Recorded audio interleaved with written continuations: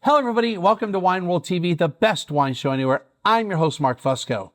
Before we get started, make sure you're smashing that like button and subscribing to the channel. Every like and subscription helps build the channel. Even better, spread the word to your friends about the best wine show anywhere.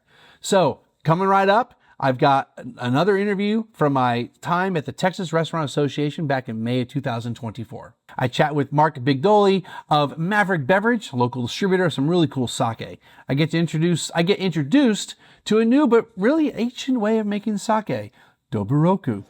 All right, buddy. So I've got Mark Bigdoli here, and I visited the booth. I visited a lot of booths yesterday, so he has some really cool sakes. This one in particular is what was most interesting to me. It's the coolest of the cool. So Mark, kind of let us know what's different about this sake versus other sakes. Thank you, Mark. All right, yeah, Mark and Mark. This is a Doboroku, very similar to a Nigori, but what's unique about this is that this brand of sake has just now been provided licenses to be brewed again because it's technically considered a homebrew. This is the oldest method of sake making, dating about 2,000 years. Probably this method of sake making dates back to when they first discovered rice. That's how old the style of sake making is. What's different about this versus a Nigori, in a Nigori with most sake, you have your yeast starter, your shubo, your mother of the beverage, where you be able to provide an environment so you can actually create the sugars and then the sugars into alcohol, where that goes into the moromi, and that's another three-step process. With the Doboroku, there is no yeast starter. Everything happens all in one batch. Okay. Right? And what that does, it makes a more full body, more rustic, more savory. Typically, Doborokus are very chunky. You can literally bite rice. You can literally chew on rice while you're drinking them. However, this Tengu no Doboroku from Kiyome Hankei Shuzo from Saitama is made very silky. It's very smooth. On the nose, you get that almost that savory, mushroomy, very heavy umami. That glutamic acids really come through on the aromatics on this. But on the body of the sake, the palate, you get this coconut cream, really pleasant, really easy to drink.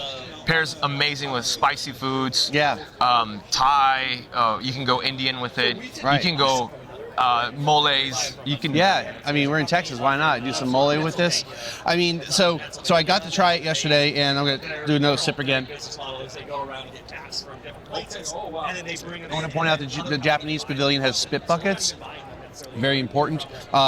Anyway, yeah, there's a Nigori-like flavor and texture to it, but it is different, right? Yeah. And I think I feel like it's more. I get more of the rice out of it, and I mean it's definitely hazy.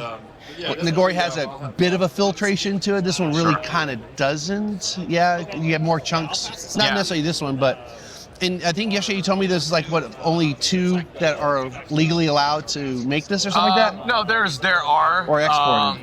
Yeah, to be exported. It's very rare to find a Doboroku that's exported. I think there's like maybe a handful. I can't think of more than 2 that are actually being exported outside of Japan. It's just to get the license to make it. It's a little a lot of red tape there. Yeah. So, but yeah, to your point, it is the true unfiltered. Technically, it's not seishu or nihonshu, as you would call it, because it's to be considered in that category. You have to filter your sake by law. Yeah. Right. So this is as unfiltered as it gets. So I mean, I was talking with somebody the other day about farming, and we call conventional farming the farming that used pesticides, but conventional farming was really you didn't do anything. So this would be, conventional sake. Yeah. Even though it's not legal, right? Whatever. Right. I mean, you know what I mean. It's like Nigori, the same idea. It's not filtered out, so it's under a different classification. It's not an illegal thing. It's just a different classification. It's a different classification. It's technically sake because that's all alcoholic beverages. Correct. Yes. But it doesn't fall under the umbrella that we are talking about. Yeah. The joke is, you go to a Japanese bar, you ask for sake, you might get a beer, or you might get a whiskey, because it's true. just the word for alcohol, not this particularly. Yeah. So it's what's the I don't remember what the full term is, but there's a full term for sake to mean sake. Well, Nihonshu. Seishu, Yeah, Nihonshu. Yeah. Tokudame Shochu, which would be like the governing body of it as well.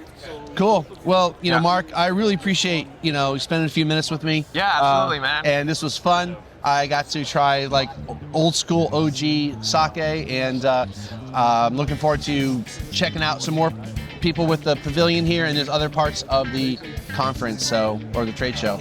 Awesome. Yeah, it's fun. All right. Thanks a lot, man. Appreciate it. Thank you, Mark. You too. Okay, so that's going to do it for today's show from the TRA. If you enjoy what I'm doing here, make sure to hit the like button and subscribe, and then tell your friends, and we'll see you next time.